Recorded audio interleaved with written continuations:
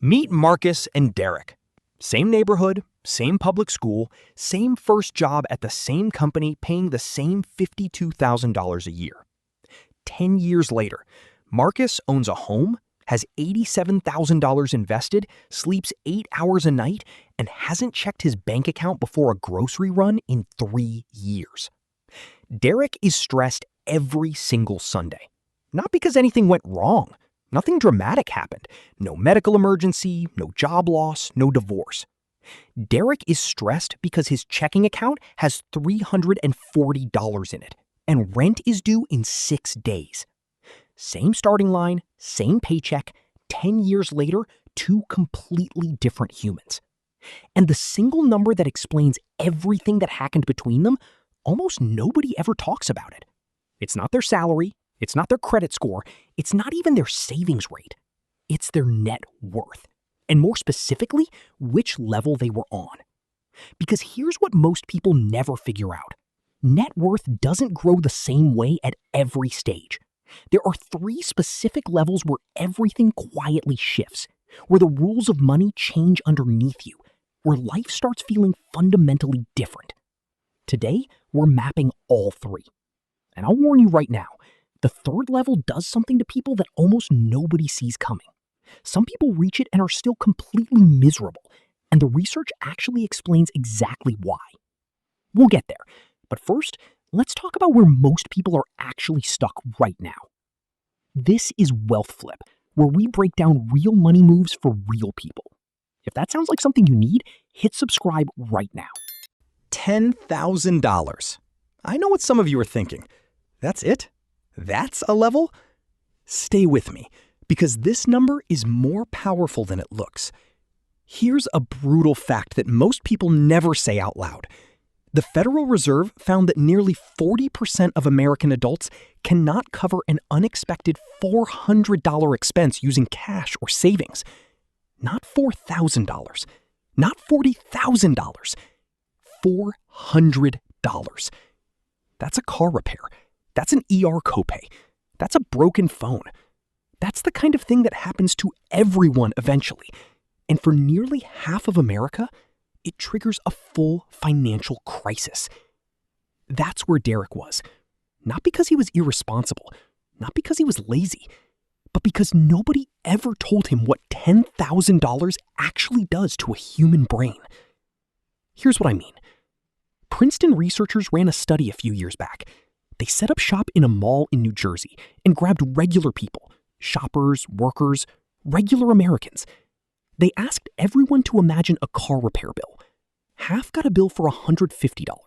The other half got a bill for $1,500.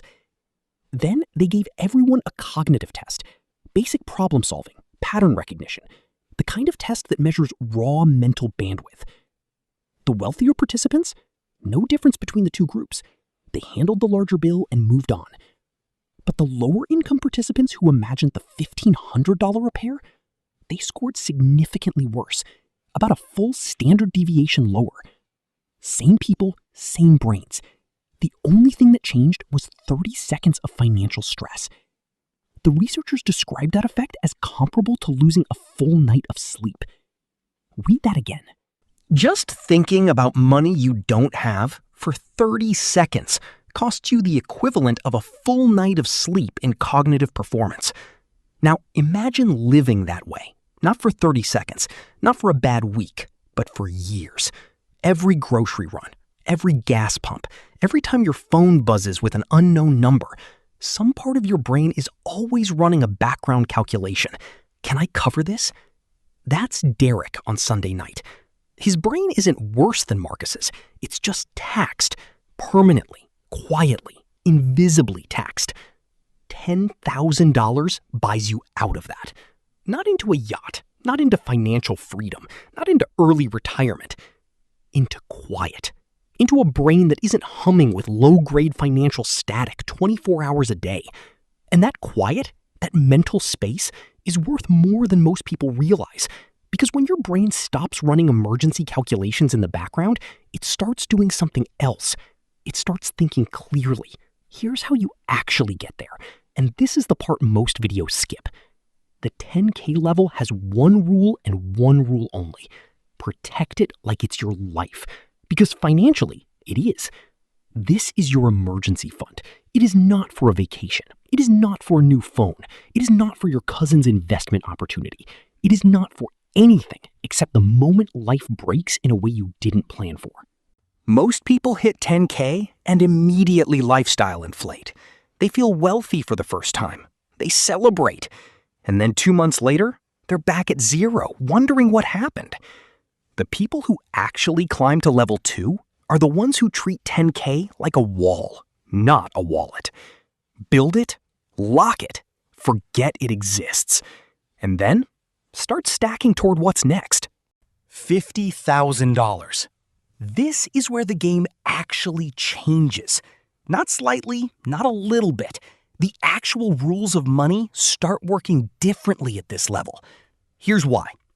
$50,000 invested in a basic S&P 500 index fund at a historical average return of 10% per year generates $5,000 annually.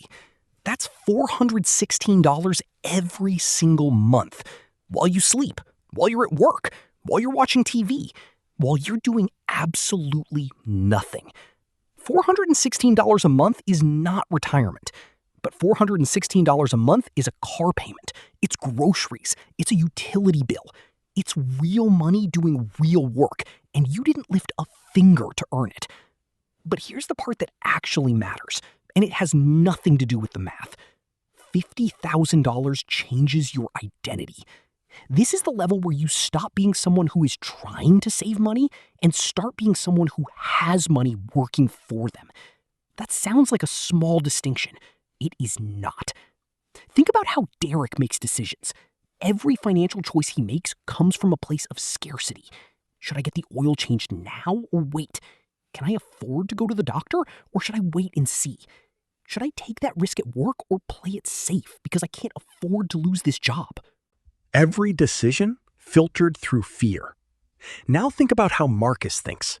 He still works. He still earns a paycheck. But underneath every decision, there's a cushion, there's a floor, and that floor changes everything about how he moves through the world. He negotiates his salary differently. He takes on projects with more confidence. He says no to things that don't serve him, not because he's arrogant, because he has options, and options change how you carry yourself. The research on this is fascinating. Studies on financial security and decision-making consistently show that people with financial cushions make better long-term decisions, not because they're smarter, but because they're not operating from survival mode. When your brain is in scarcity, it time discounts heavily. It grabs what's available now because the future feels uncertain.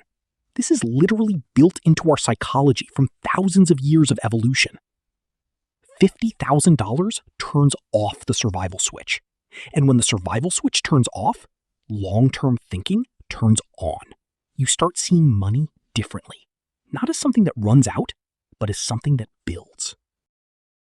The people who reach $50,000 are not necessarily the highest earners. They're the ones who understood early that getting to this level was worth every sacrifice it took, because what's on the other side isn't just money. It's a different version of yourself. Now, one warning about level 2. This is also the most dangerous level for lifestyle inflation. $50,000 starts to feel like real money, and there's a gravitational pull, almost physical, to let your spending rise with it. New car, nicer apartment, more dinners out, better vacations. Economists call this the hedonic treadmill. You get the nicer thing. It feels amazing for about 6 weeks, and then it just becomes your life. The thrill evaporates, the bill stays. The people who use level 2 as a launch pad are the ones who resist that pull. Not forever, not monk-level sacrifice, but long enough to let compounding do what it does. Because what compounding does next at level 3 is almost unfair. $100,000. Charlie Munger, Warren Buffett's late business partner, a man worth billions, one of the greatest investors in human history. He was once asked about building wealth, and his answer has been quoted endlessly for a reason. He said the first $100,000 is the hardest money you will ever make, and you have to find a way to get there no matter what it takes. Because after $100,000, the game changes in a way that almost nobody is prepared for. Here's the math, and this is where it gets genuinely beautiful. Say you're saving and investing $10,000 a year, earning a 7% return. Getting from zero to your first $100,000 takes you roughly 7 to 8 years. And during those years, the market is barely helping you.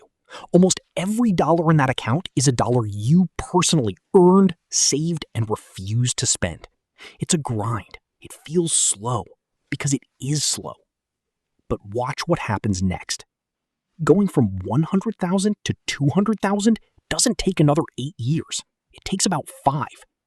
From $200,000 to $300,000, under 4 years. And here's the part that should make you sit up.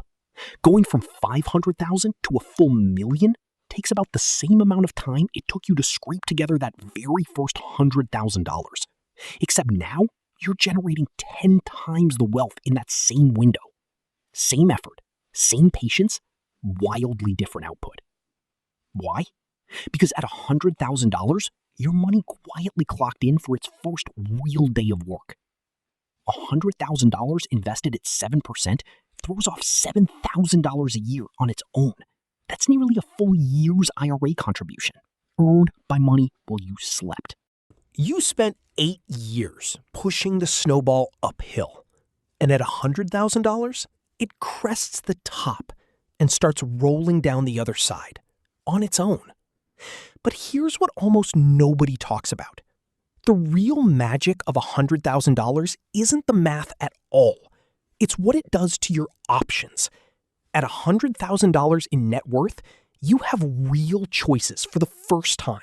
Not fantasy choices, real ones.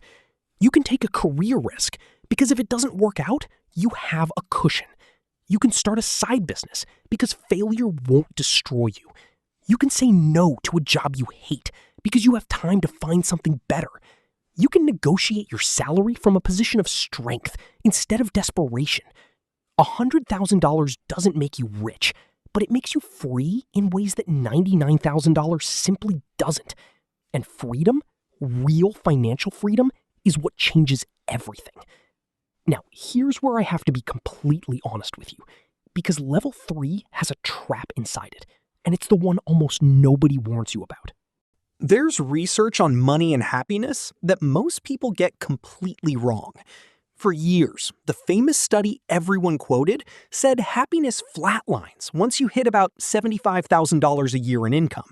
That past that point, more money stops moving the needle. Then a researcher named Matthew Killingsworth came along. He tracked over 1 million real-time mood reports from thousands of people, and he found that wasn't true at all. Happiness kept rising right along with income, with no ceiling in sight. So who was right? Here's what actually happened, and it's the most useful thing in this entire video. The two research camps got in a room together and worked it out. For most people, roughly 80%, more money really does keep buying more happiness, all the way up. But for the unhappy 20%, money relieves their suffering, up to a point, and then it just stops. Because their unhappiness was never really about money in the first place. And no amount of net worth can buy your way out of a problem that money didn't cause. This is the secret hiding inside level 3. The people who get here and stay miserable are the ones who thought the number itself was the destination. They chased $100,000 thinking it would fix something that was never broken by money.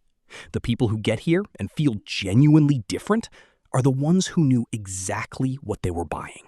Not stuff, not status, not a number on a screen. Time. Control over their own time. Waking up without an alarm because they chose to. Saying yes to the people they love and no to the work they hate. Being present for the moments they used to miss because they were too stressed about money to notice them happening. Level 1 bought back a quiet mind. Level 2 bought back options. Level 3 buys back your time. And time, your actual hours on this earth, is the only thing money can purchase that genuinely cannot be replaced. So here's where you are right now. If you're below $10,000, your entire focus is one thing: build the cushion. Stop the financial static. Give your brain the quiet it needs to think clearly. If you're between $10,000 and $50,000, protect what you have. Start investing consistently. Resist the lifestyle inflation pull. You are closer to the identity shift than you think. If you're between $50,000 and $100,000, do not stop now. You are in the hardest, slowest, most thankless part of the entire journey. The snowball is almost at the top. The compounding engine is almost running. Almost everyone who quits right here, right before it gets good. And if you're already past $100,000, you already know. The game feels different up here. The rules changed. Keep going. Here's the reframe I want to leave you with. We've been trained to measure ourselves by income, the number on the paycheck, the salary we'd admit to at a dinner party. But income is just water flowing through your hands. Net worth is what's left in the bucket after it flows through. Marcus and Derek started with the same water.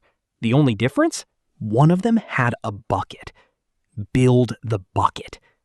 Drop in the comments right now, which level are you climbing toward? I read every single one. And if this video helped you see your money differently, share it with one person who needs to hear this today. See you in the next one.